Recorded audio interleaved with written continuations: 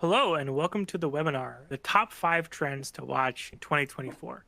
My name is Anthony Schiavo, Senior Director and Principal Analyst at Lux, and I will be leading and moderating today's session.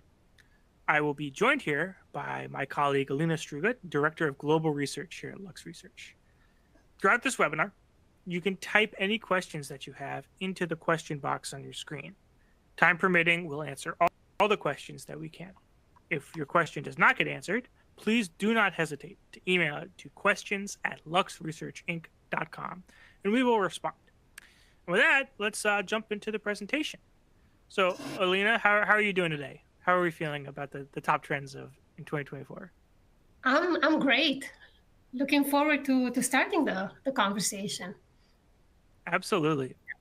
Before we get into the trends themselves, though, I think it's good if we just talk for a moment about anthropology, what it is and how we're using it. Yes, of course. Well, anthropology at its core is all about studying culture.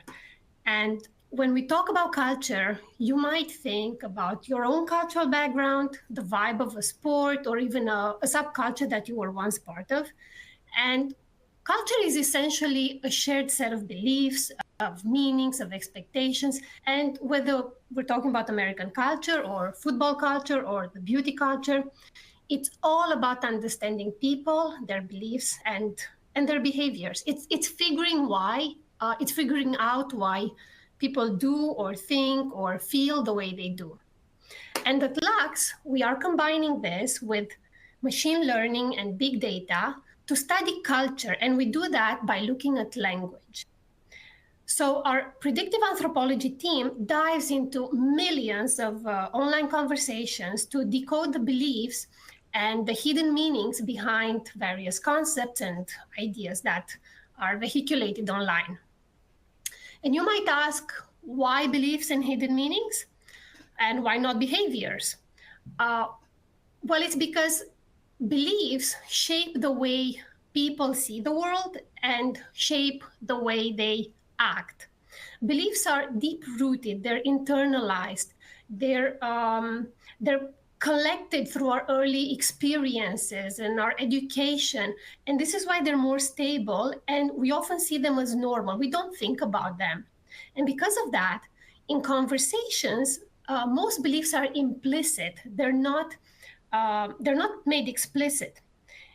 And that has significant impact on the research outcome, because if you're doing traditional analytics, for example, if your research relies only on how many times a certain topic comes up in conversations, then you're most likely going to be missing these little nuggets, these implicit associations. So essentially, you'll be missing the big picture. So that's why uncovering the hidden meanings is really, really the key to getting to that consumer insight that is valuable. So to do so, we focus on long-form online conversations where people feel free to share their true thoughts and their beliefs anonymously.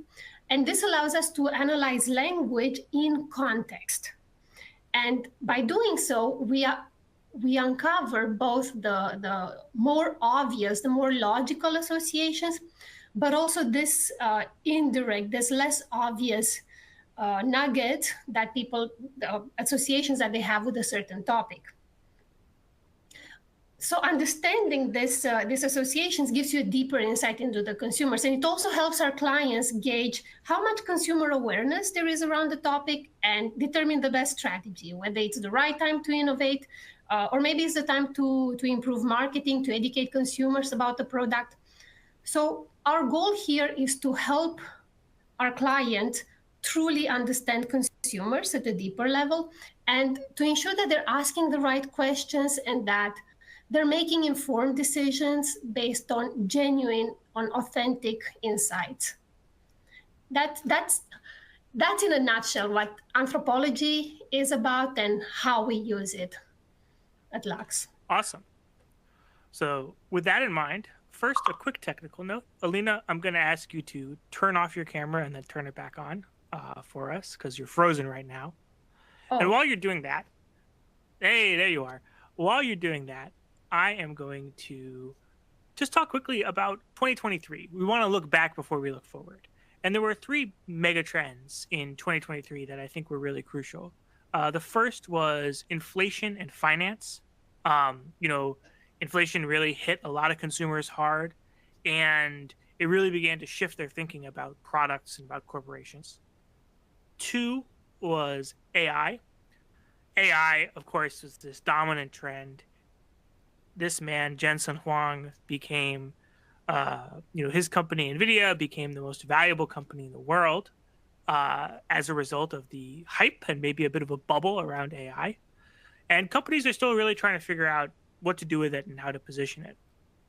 And lastly is geopolitical tension and politics a bit more broadly. You know, these geopolitical tensions have begun to define a lot of what is happening in the innovation space, the consumer space. We have a very active year this year with elections, so there's a lot that's in flux, a lot that's changing. So this issue of geopolitical tension has definitely been carried on from last year into this year. And as we go forward now, looking forward, we really see three big kinds of consumer reevaluation or consumer reset. Consumers are renegotiating their understanding of sustainability, what it means to be sustainable, what it means to be unsustainable. They're renegotiating their understanding of technology, what role it plays in their lives, is it beneficial to them, how is it beneficial to them, and they're reevaluating their relationship with aspiration. What do I want? When do I want it? How am I going to get there? What's important to me? These are the big questions and the big, I would say, mega trends that are really shaping these individual trends we're going to talk about today. And I think you'll see elements of these three reevaluations happening across all three trends. So with that, Alina, I want to ask you our first trend of our top five trends. What's up with plant-based packaging? before we go to what's up with plant-based packaging, let me give you a little bit of a background of how we got here. In 2023, when we published our end-of-year trends report, we noticed that the conversation was starting to shift from sustainability to resilience. And that essentially meant moving from just fixing problems as they came up to building more resilient systems that could handle future challenges. And then a year later, we saw this idea grow into interconnected resilience, which means that resilience can't really be achieved alone, but it requires a collective effort amongst various stakeholders. So fast forward to present, we're seeing consumers expect everything in the supply chain to commit to resilience. So it's not just about individual recycling efforts anymore. It's more about, there's a growing expectation that everyone from corporations to consumers need to work together to tackle packaging waste. So that's what brings us to the cultural shift that we're seeing now towards plant-based packaging. And this comes at a time where there's a rise in consumer concern about plastic waste and also microplastic contamination in their in foods and drinks. There's environmental pressures increasing, and there's also we're seeing a higher demand for innovative solutions like biodegradable plant-based packaging. And in our research, this is very this is obvious in consumer conversations. We see a spike in interest in fibers, plant-based fibers like hemp, bamboo, sugarcane. We see conversations around using agricultural waste like corn husks, cocoa bean leftovers to create biodegradable packaging materials. But what's really interesting is that with this push for innovative solutions and the sense of collective responsibility that I just talked about, also comes the expectation that environmental choices don't have to don't they don't need sacrifice. They have to be easy and convenient. Hmm. So consumers want high quality, durable packaging that's eco-friendly, but most importantly, it also performs well.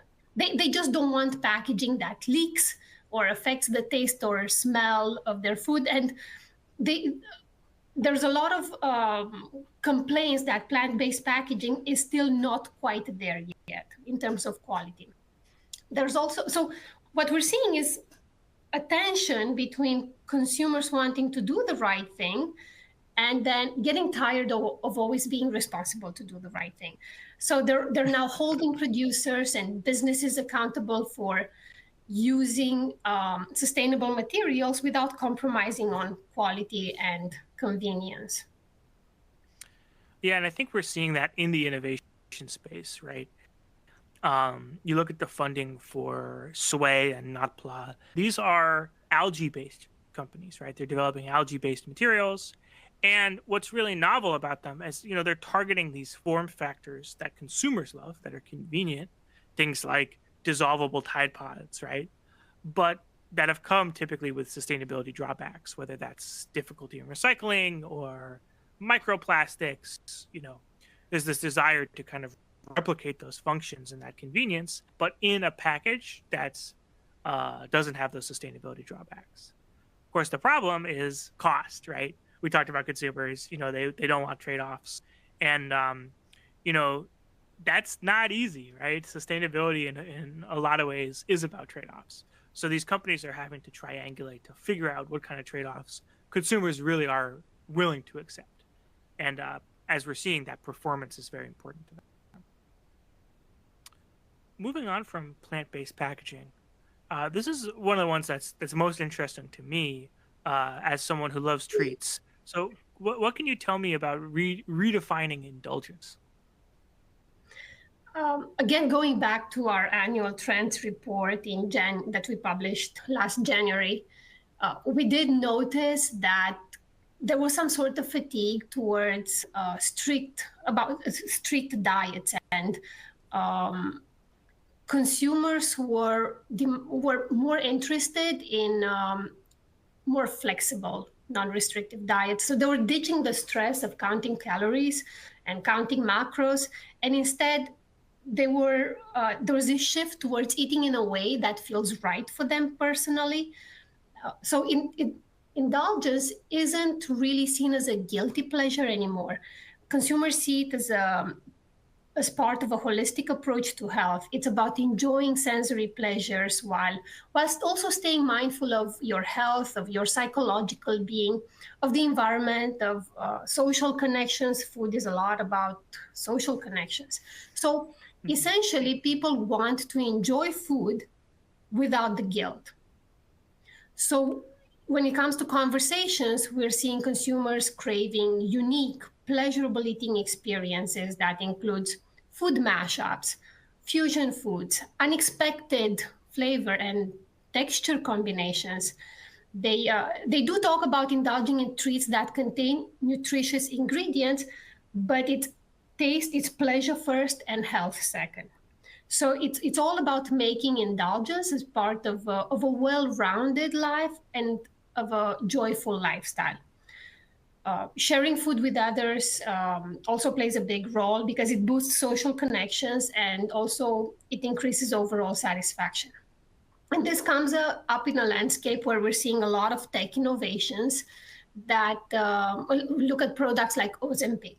So Ozempic helps with weight management, but it's also paired with indulgent and somewhat healthful options like what people call Ozempic pizza. So this way people can Right. enjoy their cravings while keeping their goals in check. In this context, spending more on sustainable and ethical products is also seen as a form of indulgence. So essentially, consumers want it all. They want to have their cake and they want to eat it too. And actually, it's that they want a cake that is delicious and it's also good for them, and they want it in a plant-based packaging that doesn't leak. Right, right. Yeah, and I think we really see this with the Vital Pursuit. This is Nestle's line of food. products that is specific for individuals who are using Ozempic, right? It's designed to support their particular nutritional needs, but it's also designed to be, very flavorful, very impactful in that way because for a lot of Ozempic users, their appetite is lower, right? That's just what it does as a drug, among other things. And so you really want something that's sort of very flavorful and very impactful, textural in that role. But I think it's really important, this linkage of sustainability and indulgence is it's enabling companies to launch sustainable products, which is good. But I think it's also challenging from the perspective of there's a lot of things we have to make sustainable that are not treats, right? And if that's our main tool for getting people to pay more money for things, it's going to be challenging to get that into, products like disposable cutlery, right? Difficult to position that way. Speaking of difficult to position, we are seeing a lot of challenges positioning technology Mhm. for the Apples and the Open AIs of the world. So we couldn't have a trends presentation without talking about these tech products. What are you seeing, and how are consumers thinking about AI and tech a bit more broadly? Uh, in short, consumers see technology and AI both as a helper and as a disruptor in their lives. It's I mean, new gadgets and AI are becoming bigger parts of our daily routines, and they're making things easier and cooler. People love tech that makes life fun and convenient. They want AI to personalize their entertainment. They want smart home devices that control lights. Shopping is more enjoyable with AI. But and even more than just being fun and convenience, it's also that um, they expect technology to make them smarter and more capable rather than dumber. So they're looking at AI to enhance their intelligence, to help them grow, to understand their habits without needing any input. However, despite all this enthusiasm, there are big worries about new tech.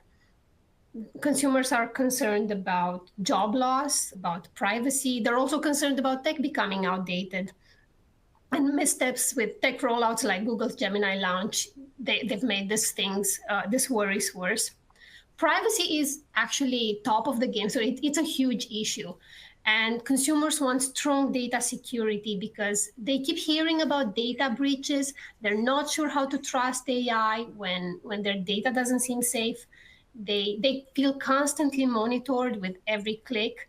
They're we're seeing strong demand for regulations to control AI's impact on privacy Mhm. and on data rights. So, like I said, there's this tension between AI's benefit, seeing them as beneficial, but also fearing data misuse. And on top of that, we're also noticing, and this has happened in the past 6 months or so, with more in the past few months, we're noticing a growing tech fatigue, especially when it comes to AI. It really feels like every company and their mother has their own version of AI, and this makes it Mhm. hard to keep up or know which ones to trust. And this oversaturation is leading to frustration, to skepticism, uh, on top of all the other worries that consumers have when it comes to privacy, security, and it, also consumers are wondering, does AI really add any value? There's this growing sense that not every new tech innovation is worth the hype. So Mhm. we're seeing consumers growing wary and tired of the constant barrage of the latest and greatest AI solutions. Yeah, and I think you see this with Apple, where they're investing a huge amount of money to make privacy happen for their Apple Intelligence, right? And this is very explicitly AI for the rest of us, right? It's not AI for AI enthusiasts. So they're investing a huge amount of money in these private deployments and private servers for their AI systems. But even with that, their positioning is changing. Hey, we're not the company who collects your data. We're the company that you can trust with your data, right? It's subtle, but it's a very important difference in positioning. And I don't think we've really seen that position resonate or really begun to see these types of issues resonate with consumers just yet. So this one is maybe my favorite, um, Mine especially too. because of the Nan zone. But before we get to the Nan zone, what's going on with the seniors? What's up with the senior folk here?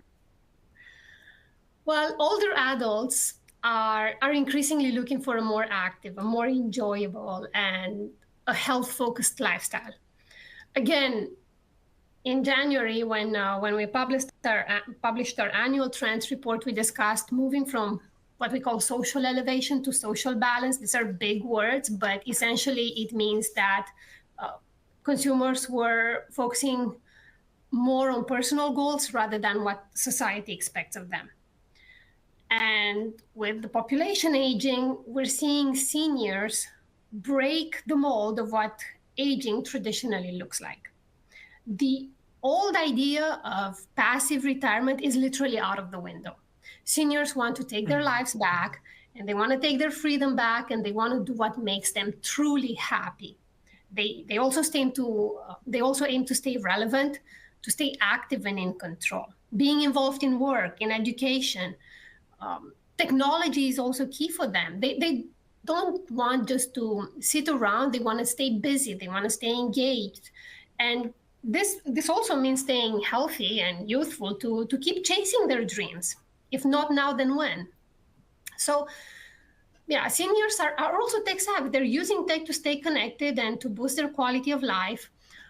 They're looking for products and services that help with their health, with their learning, with their social interactions. For example, many are using fitness trackers to stay on top of their health. Many are joining online classes to learn new skills. So yeah, in short, modern seniors are really changing the what it means to grow older.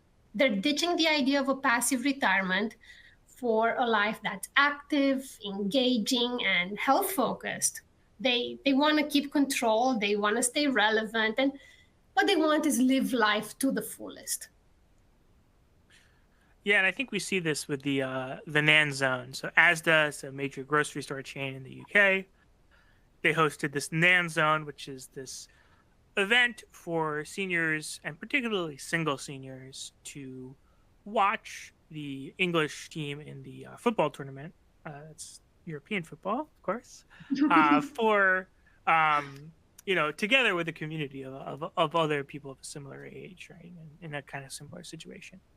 And I guess the point I would make about this is beyond, the seniors aspiring to have this richer, fuller life or, reevaluating their aspirations. I think we'll really see from an innovation perspective a lot more, third acts and fourth acts in people's careers as they, continue to tackle some of these big challenges, climate change, sustainability, um, and just also produce solutions for seniors by seniors, right? So this Mhm. idea of an innovator as a young guy, typically in his parents' garage, I think will be replaced with a much older, much more diverse group of individuals, right? As the population ages. And then last but certainly not least, it's the merging of online and physical retail. Alina, I thought that e-commerce was going to kill in-person commerce. So, Me too. Me too. what's happening here? I thought this was supposed to be going away. Well, we're seeing consumers find new appreciation for in-person shopping. And it's not just that, it's that they're expecting to see digital tools integrated in the sensorial experience of in-store shopping. So after the pandemic, we see consumers want the best of both worlds. Again, they want it all. So they crave the convenience of e-commerce, but they also miss that tangibility of real-world shopping, the face-to-face interactions, the personal touch that uh, in-store shopping gives you. But like I said, going back to the store doesn't have to be the same. Right now, their expectations are higher, so they want stores to be a treat, to offer something special, just to make it worth the ride. And that can mean access to personalized services, enjoying customized goods, feeling pampered, Yeah, sure. Stores should be engaging and they should offer some sensorial experiences like great smells, or the chance to try samples, or access to exclusive perks. I mean, with inflation still a concern, finding deals and exclusive perks can certainly drive loyalty to certain retailers. But more importantly is that they find that digital tools within the stores are key to enhancing this the experience. And that merging online and physical retails is really starting to shape, to completely change the way people shop. So we're seeing in our research, we're seeing consumer expectations about, for example, walking into clothing stores where they can use digital kiosks to browse the entire inventory, including items that are not on display. They want to check real time, be able to check real time availability, read reviews, even see personalized recommendations based on their previous purchase. Consumers talk about the possibility that once you've made your selections, perhaps you should be able to use an app to request specific sizes or colors to be brought to a fitting room. And since you're there while trying on clothes, they can scan tags and see styling suggestions, see additional color options, related accessories, and then be able to easily place an order for home delivery if the preferred item isn't in stock, right? So it's it's a hell of an experience that they want. So as retailers adapt, the lines between online and in-person shopping will continue to blur, and this will create has the capacity to create a more integrated and a much more satisfying shopping journey for consumers. Yeah, and I think, we see this, right, with even these sort of digital native brands like Skims, the shapewear brand that was launched in 2019 but really took off during the pandemic, 2020. These are the digital native brands that were supposed to kill brick and mortar retail, right? But they're going back into brick and mortar retail themselves. I'll make 2 points about this. One is this is already pretty mature for the consumer space. I think big box stores, 40% of their online orders involve the store. So either as a distribution point or as a pickup point or for some other sort of interaction. And I think this will ultimately come to B2B, right? A lot of what happens in consumer retail eventually does make its way back into B2B. We're already seeing B2B e-commerce as being a pretty substantive force. And I think this sort of hybrid, and especially the very complex logistical elements of this that this sort of hybrid online and physical model enables, will definitely come back to the the B2B world. And so, as we think about these trends, where do they fit on our maturity curve, and maybe what is the maturity curve in just a few words? Yeah, let's break down where they shift. Oh, sorry, where the shifts fall. Well, the maturity curve tracks how much people agree on a particular topic over time. So, for example, if we look at, let's say, you have plant-based packaging at 28, indulgence at 54% on the curve, 54 maturity. That means that roughly 54 out of 100 people have similar views on indulgence, while the other 46 have different opinions. And understanding how much people agree on a topic is really, really crucial for businesses, because it helps you figure out if it's a good time to introduce something new. Are consumers ready for it? Or if it's too soon, or if you've already missed the boat because the market is oversaturated.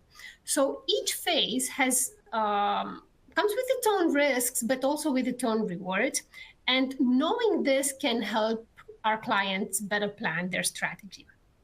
So looking at the 5 shifts, we see that aspirational aging, plant-based packaging, and retail relationships, they all fall in the early consensus stage of maturity. Now, like I said, each stage has its pros and cons. So in early consensus, consumers have mixed opinions. And the downside of it is that it's hard to predict what will catch on.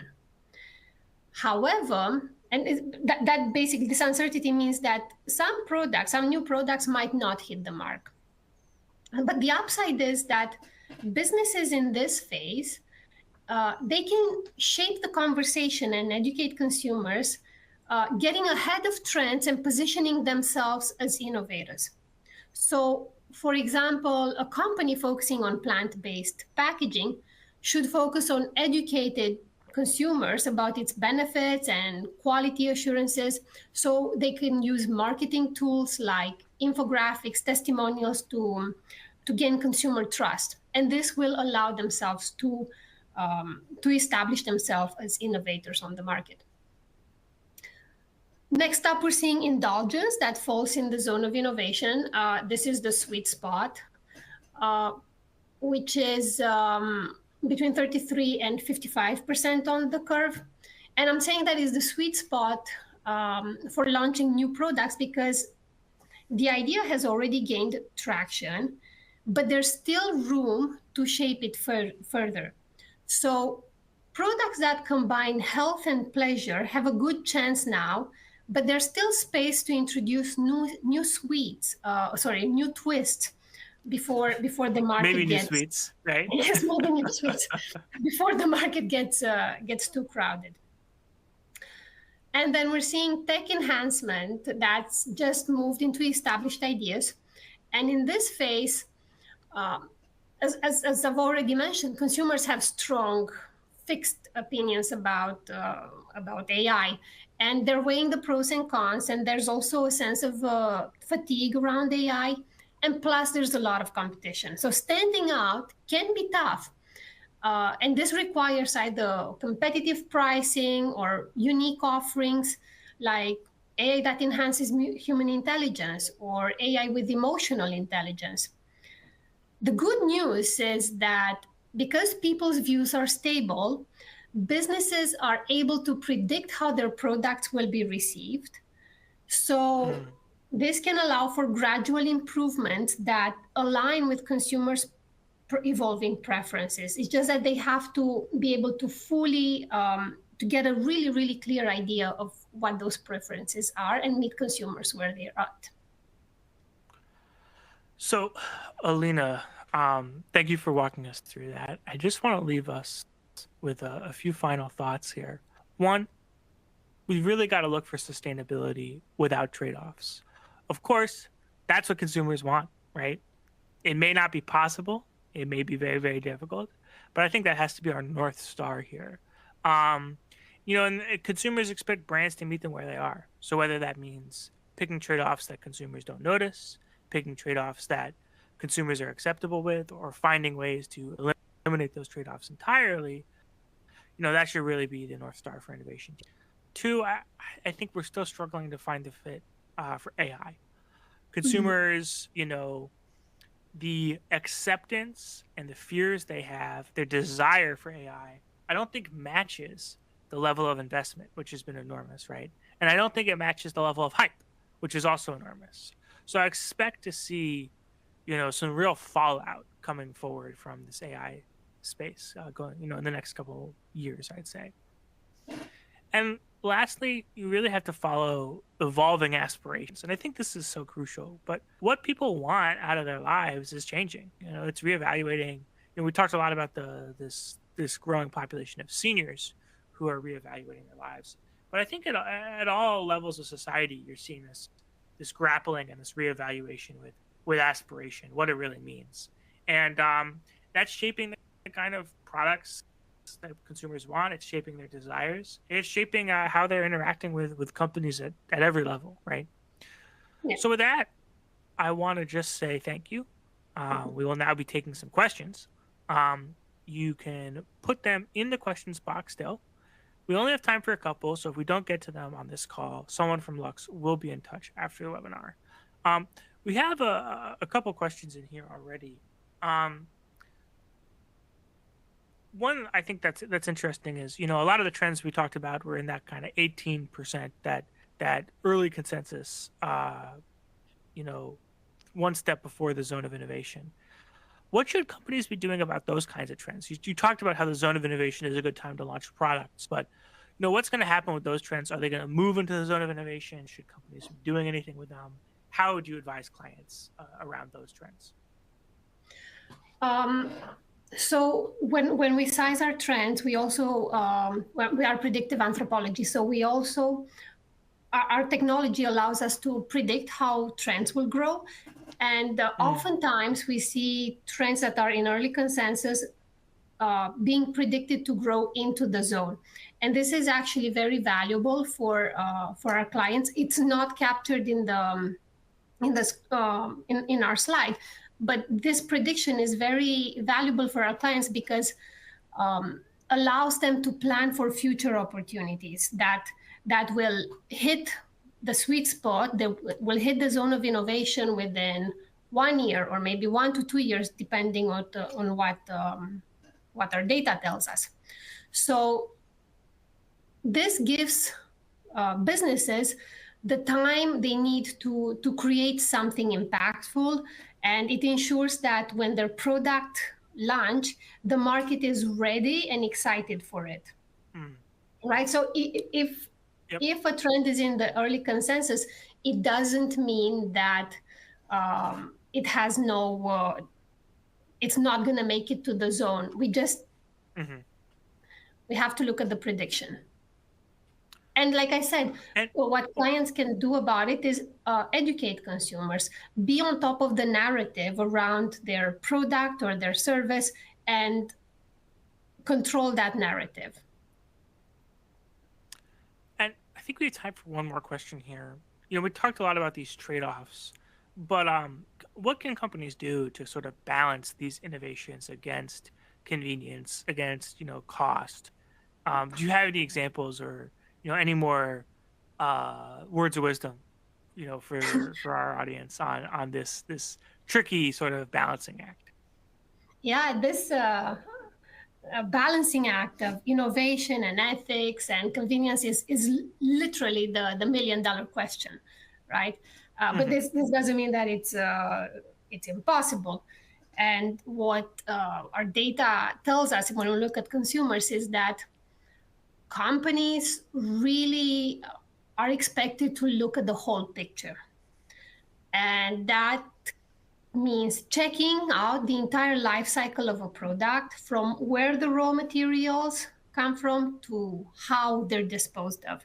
And indeed, consumers do like to stay informed about the things that matter to them, and environmental concerns are huge, and they care about circular economy. So there's a lot of conversation around upcycling agricultural waste that would otherwise end up in the landfill. So to balance innovation with environmental concerns, they can upcycling agricultural waste could be a solution, like corn husks, which are typically thrown away after the corn is harvested. Companies could collect these corn husks and process them into durable biodegradable material. They could also use technologies like blockchain to help track where everything comes from and ensure that it's all above the board. And also, this doesn't mean that doing what's environmentally sound should necessarily cost more. There's a lot of options. There's buying in bulk, which can lower the cost, and consumers are talking about this heavily. There's also the option of Mm. streamlining manufacturing process so that money is saved while still being eco-friendly. And another way to do this balancing act is trying to work with others, right? Team up with startups, universities, nonprofits, come up with cool, innovative ideas, and think outside the box, really. All right. Well, I think that's about what we have time for. Alina, I want to thank you for coming on and chatting with everyone. This Thank concludes you. our webinar today. The slide presentation and the recording from this webinar will be sent out to all attendees via email. So look for that. After you have left the webinar, you will be prompted to complete a survey on today's presentation. And, we appreciate that feedback. It helps us make these things better, helps us improve future webinars. As well, we have upcoming webinars. Our next one is on empowering homes, the economic impact of community microgrids. Thanks so much for joining us and have a great day. Thank you. Have a great day.